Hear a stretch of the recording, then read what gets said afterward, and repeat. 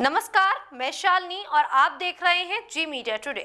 छतरपुर जिले के राजनगर तहसील क्षेत्र में स्थित चंद्रनगर गौशाला की लगभग 20 एकड़ जमीन पर दबंगों ने अवैध कब्जा कर लिया है। यह जमीन वमीठा थाना क्षेत्र के गौचर भूमि के अंतर्गत आती है। गौशाला के संचालक ने इस मुद्दे को लेकर स्थानीय प्रशासन को लिखित आवेदन देकर शासकीय गौचर भूमि से कब्जा हटाने की मांग की है। इसको लेकर उन्होंने और क्या कुछ कहा है, सुनिए। वहाँ मनोज कुमार यकवा है।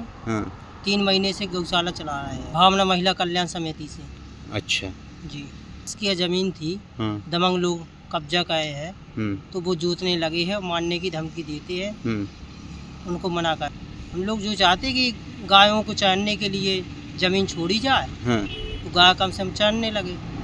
और जब जमीन जुत जाएगी, जब जाएगी तो गाय चर नहीं पाएगी।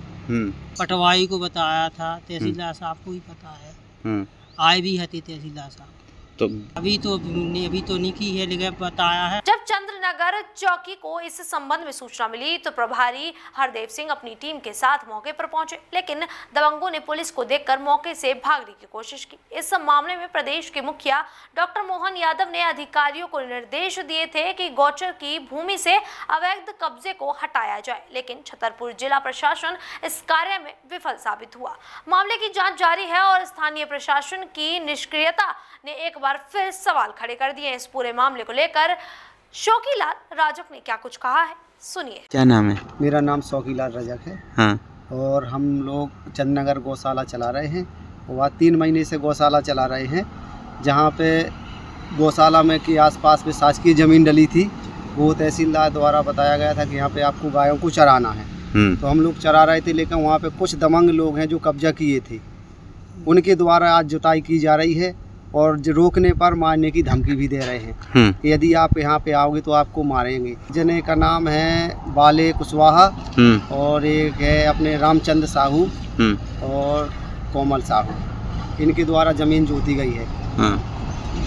राजगढ़ गांव के निवासी हैं दोनों लोग, तो नहीं मान रहे हैं। जी बिल्कुल कराया गया था, लेकिन फिर भी जबरदस्ती अतिक्रमण किए हैं। लोग मान ही नहीं रहे हैं। उनको बोला भी गया है कि आप लोग अब मत जोतिए, अभी तक क्यों है। लेकिन एक बार इसमें तहसीलदार को आवेदन दिया है, एसडीएम साहब को भी दिया था, तो और इसके बाद पटवारी साहब को भी आवेदन दिया है।